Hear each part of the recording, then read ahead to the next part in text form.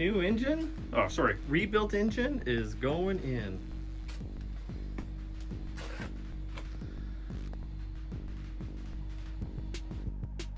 Hi, it's Mike. Welcome to another video. Today's video is about installing a 12HT into my HJ60 Landcruiser.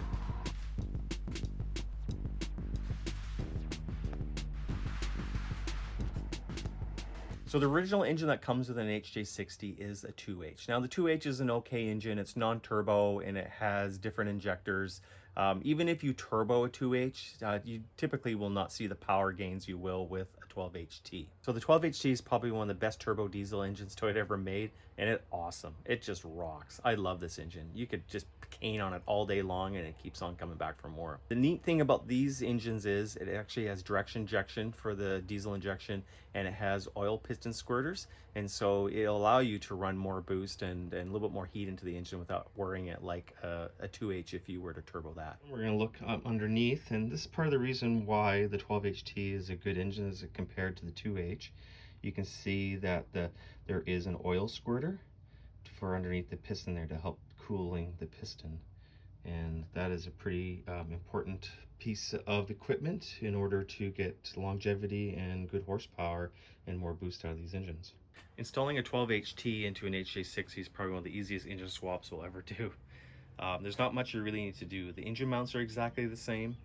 It mounts to the bell housing exactly the same. You can use the same starter. The only things that you need to modify is the throttle cable here. So I made a little bracket and then an extender arm that goes down and hooks up to the injection pump. You have to wire the heater circuit in for the glow screen. And then the injection pump actually is a little different, and you need to run a return line back to the gas tank. So the HJ60 with the 2H only has one feed line to the tank. Well, it comes from the tank to the injection pump. The 12HT actually has two lines, so you need to install a new line back down the frame rail to the tank, drop the tank, and install a dual pickup tube in your fuel tank. And that's probably the hardest thing to do about the whole swap, is dropping the tank and installing a line. Everything else is pretty straightforward.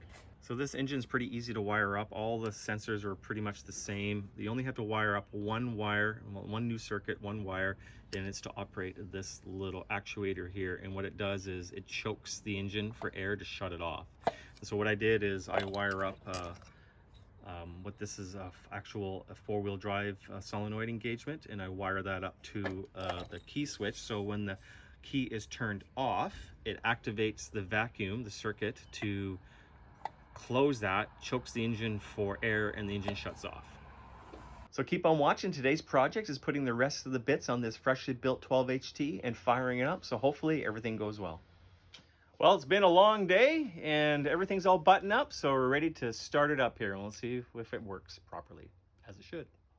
Alright, so we've been starting it up here, trying to purge the diesel system and make the injectors get all the air out, so that seems to go good now, so we're going to give it a shot.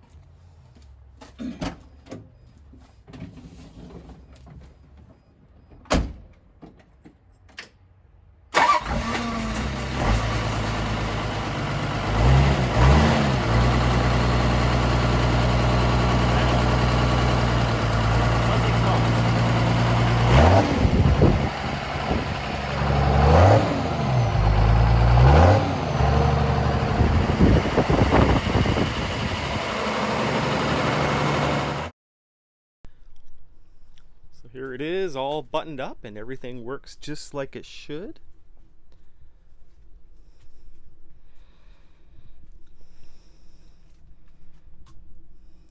Awesome.